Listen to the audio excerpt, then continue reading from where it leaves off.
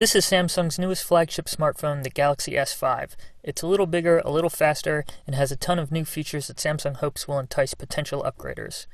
Just like on the iPhone 5S, Samsung has added a fingerprint reader to the home button, which you can use to unlock the device. Just place your finger on the bottom part of the screen and swipe straight down across the home button. It's accurate, but it's impossible to use one-handed, which makes it a lot clunkier than what's on the iPhone. There's also a heart rate monitor on the back of the device next to the camera flash. Just start up S-Health, put your finger over the sensor, and you'll get a reading. The sensor isn't very accurate, though. We've had back-to-back measurements be 20 beats per minute apart, which, if true, means we require immediate medical attention. The most useful addition is water resistance, which was accomplished with a rubber seal on the back and a flap covering the USB port. As long as you have everything snapped in place correctly, the Galaxy S5 will survive in water for up to 30 minutes. As far as the software goes, the biggest change Samsung made was to swap out the hardware home button for a recent apps button, which makes multitasking a lot easier. With no hardware menu button to rely on, Samsung has had to add on-screen controls to all of their built-in apps. Previously, commands were hidden behind the menu button, which made them easy to miss. This change is a big improvement and makes TouchWiz a lot easier to use.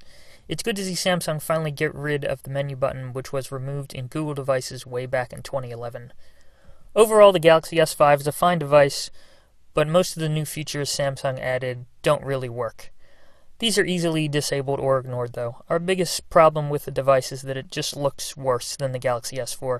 As time goes on, we expect the screen to take up more and more of the front of the device, but with the Galaxy S5, Samsung went backwards. The side bezels are fatter, and the top and bottom of the device is taller, too. The S4 is a lot slimmer in comparison, and we actually preferred the design over the new version. If we were to think about what we wanted in an upgrade, we would focus on the basics for Samsung, namely build quality and materials. With the Galaxy S5, though, Samsung has again ignored the product line's biggest downside and focused on adding gimmicky features that don't work very well. Millions of people will buy the S5 thanks to lots of availability and Samsung's massive marketing budget. We just wish the company would focus a little more on making changes that matter to actual owners instead of things that just give good demos on the sales floor. You'll be fine if you buy an S5, we just feel like there are better options out there.